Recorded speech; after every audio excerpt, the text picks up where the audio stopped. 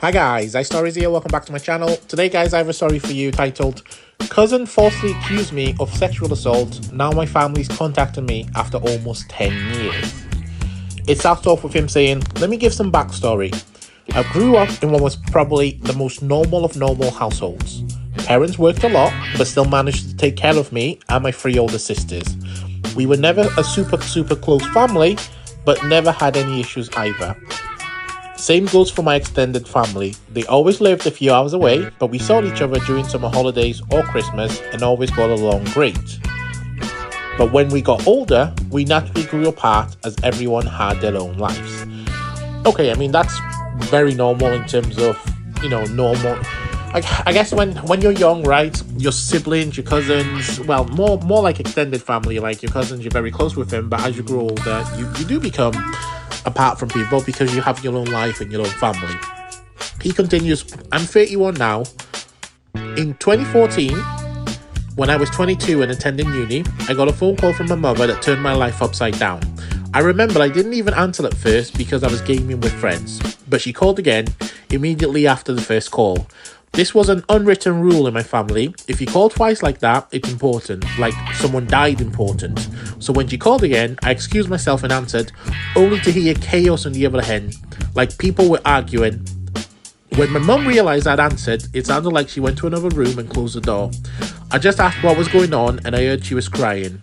My memory of this conversation is a bit blurry, but she basically asked me if I had something to confess, I should say, regarding E. Now, E, guys, is my cousin on my mum's side, and it's 7 years younger than me, so she was 15 at the time when I was 22. At a point, I hadn't even seen E for several years. I just said no and asked what this is about. She cried even harder and started accusing me of S-assault E back when we were children. Wow, okay, S-assault, guys, I mean, you guys know exactly what S-assault is, right? So I'm not going to go into details on that, but imagine this, right? So you're in uni, you're, enjoying life, hanging around with friends, playing Xbox, PS4, whatever you may be playing back in 2014. You get a phone call from your mother, right, which is quite normal being in uni. Answer it, and they're like, have you done X with E? And you're like, what are you talking about? It makes no sense. Nonetheless, he continues, I just said no and asked what this is about. She just cried even harder and started accusing me of S-assault E back when we were children. That E had told everything to my sister and that my sister told my mother and my aunt. E had told them that back then, when she was 9 and I was 16, we'd be playing in my room when I came in and I started feeling her under the clothes and kissing her. Oh my god! My mother screamed at me to say something, but I couldn't even speak. It was all so absurd. I remember thinking that it must have been a bad joke. Oh my god, imagine how he's feeling. Like, again, you just random call, your mom's accusing of this, and you're like, where's the evidence? What happened to not guilty until proven otherwise? It's like, you're guilty, and this is coming from his parents, not from his extended family. This is coming from his own mother, based on the fact that what a 14-year-old is telling her without any sort of evidence whatsoever. Nonetheless, he continues, the last thing I remember saying was that it's not true and that E's lying. But then my mum goes on saying how E gave such a detailed description of where and how. Then she kept asking me something like, did you do this? Did you do this? Over and over again. I just screamed back at her and said no, each time. It all ended with my mum putting me on speaker and both my mum and dad were saying that they don't want anything to do with me and never to contact them again. Oh, wow! Literally no evidence to support what they're saying, and just from that couple conversation with E, where she's using the fact that she said a detailed description, and the validity of this whole argument is the fact that she gave a detailed description. E just has a wild imagination and she details stories. That doesn't mean it's real. Like, what happened to the evidence? Oh, poor guy. He continues, 2 of my sisters text me later that day, pretty much saying that I'm disgusting and then blocked me. I know it's weird, but after that call, I went to have a long shower. I mean, I don't blame you. What else would you do? Like, it was such a surreal conversation that I can see why you would go ahead and try to continue your day as normal, because it just doesn't make any sense.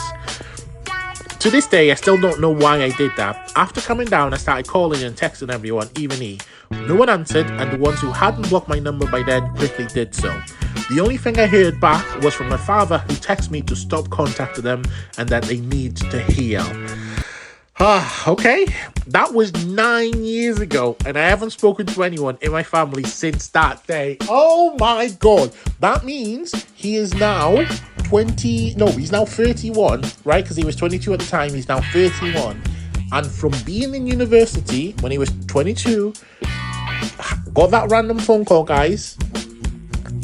Family accused him because of E, who's now 24, of this. And then from that, they haven't spoken to him at all. None of his parents, none of his family members, no one. No one. He continues to say this effed me up. It's an understatement. I was living in the haze for weeks after that and hardly ate at all. It didn't help that this was right before I was supposed to defend my bachelor's thesis and was already stressed out. Luckily, my co-writer sensed something was up and saved me by controlling the conversation, so I got the easy part. Without him, I would have failed. Needless to say, no one came to my graduation. Such an important, right? Such an important, and I guess, yeah, such an important event for you as an individual growing up, going through 2, 3, 4 years of graduation, of university, of college, whatever you want to call it, depending on what country you're in.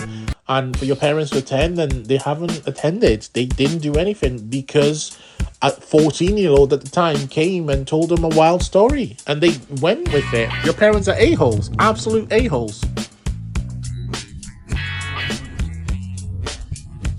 He continues, then started the worst period of my life. I spent the first year expecting the cops to knock on my door and arresting me for S abuse. I didn't land any jobs, just living off my saved money. I drank a lot and I did drugs. I also grew resentful and violent. The only reason I didn't hurt anyone is because no one was around me. My neighbour called the cops on me once after I'd smashed the glass, but I managed to convince the officers that I'd just dropped it, and they went away. Since there were no other people inside my apartment, instead of sleeping, I spent my night planning how I could hurt her and make sure no one ever found out, even thinking how I could actually do the thing she accused me of, but much, much worse. I know, I'm not proud of that. And I mean, look, you're right? That's not your most proudest moment, but you didn't do anything. And when you kind of look at the situation at hand, how your life turned based on one lie, and it is fundamentally a lie, I cannot blame you. And I don't think the listeners listening to this can blame you as well. He continues, I landed my first real job in my field in late 2015. So this is a year after the incident. Only then did things start to improve. I focused all my time on my job as it gave me something normal to do. Recovery was a slow process, but I drank less, sober now for 4 years, and I smiled more. I lived cheap and earned good money, so I made a point of buying myself a nice gift for my birthday, like a VR headset, a motorcycle, Lego sets, etc. Last year, I moved from my shitty apartment and I bought a small house. It was an old dream of mine to have my own garage and a garden to care for. This has boosted me even more. Okay, so look, even after such a traumatic event, things are looking up, right?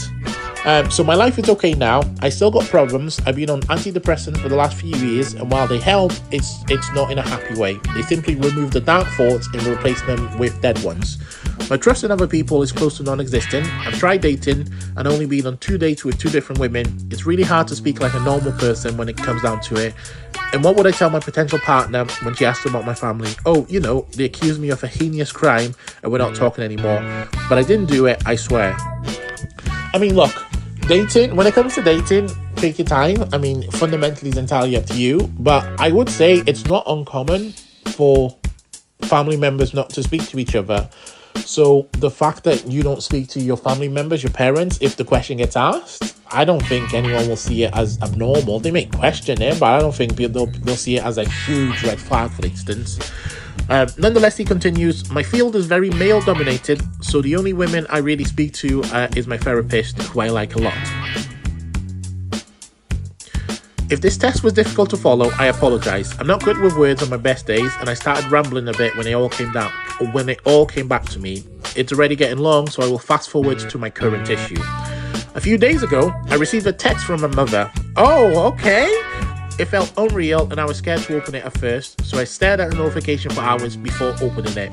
Yesterday, another text followed. Translated, they basically said, this is the first text, guys. Hi, and then insert your piece name. It's been so long since we talked. We miss you and want to know how you're doing. She then writes a long text about how my sisters and my nieces and nephews, how they're doing, how they're getting big. And I didn't even know I was an uncle. She finishes that text with saying, know that we love you and always will, Mum and Dad. The second text starts the same way, saying hi and then insert my name. We understand if you don't want to talk to us after what happened, but please listen. Last month, the subject of you was brought up at a family gathering. During this, E was downplaying everything that had happened to her. It got so awkward that she finally admitted that nothing happened, and she probably just dreamt it. We were all appalled by this.